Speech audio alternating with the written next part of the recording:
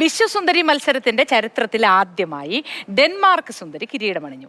Miss Denmark Victoria കാജർ തീൽവിഗിനാണ് 2024 സുന്ദരിപ്പട്ടം കിട്ടിയത്. ഈ സുന്ദരിക്ക് ഇതിനോടകം തന്നെ ലോകം ഒരുപാട് വിശേഷണങ്ങൾ നൽകി കഴിഞ്ഞു. അത് എന്തൊക്കെയാണ് എന്ന് നോക്കാം. വിശദാംശങ്ങളുമായി ഒപ്പം അഖില CP ചേരുകയാണ്. Akhila, good morning. എന്തൊക്കെയാണ് ഈ സുന്ദരിയുടെ വിശേഷണങ്ങൾ? Good morning Moti.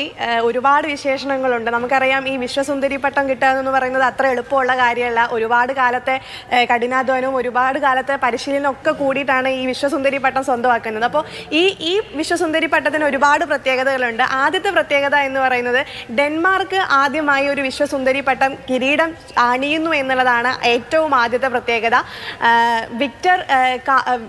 വിക്ടോറിയ കാജർ തീൻവിഗ് എന്ന് പറയുന്ന ഒരു 21-കാരിയാണ് ഡെൻമാർക്കിന് വേണ്ടിയിട്ട് ഇത്തവണ കിരീടം സ്വന്തമാക്കിയിട്ടുള്ളത്. അപ്പോൾ ഇത്തരത്തിലുള്ള വിക്ടോറിയയുടെ ഈ ഫോട്ടോകളൊക്കെ വൈറലാകുമ്പോൾ ഈ ഫാഷൻ ലോകം ഇവർക്ക് നൽകിയിട്ടുള്ള ഒരു വിശദീകരണം എന്ന് പറയുന്നത് ഹ്യൂമൻ ബാർബി ഡോൾ എന്നാണ്. അതായത് ഈ ബാർബി പാവകളുമായിട്ട് ഇവർക്ക് ഒരുപാട് സാദൃശ്യമുണ്ട്. അതുകൊണ്ട് ഇവരെ ഒരു ഹ്യൂമൻ ബാർബി ഡോളായിട്ടാണ് ഇവരെ കണ്ടിട്ടുള്ളത്. അതാണ് ഏറ്റവും ചർച്ചയായിക്കൊണ്ടിരിക്കുന്ന ഒരു വിശേഷണം അവർക്ക്.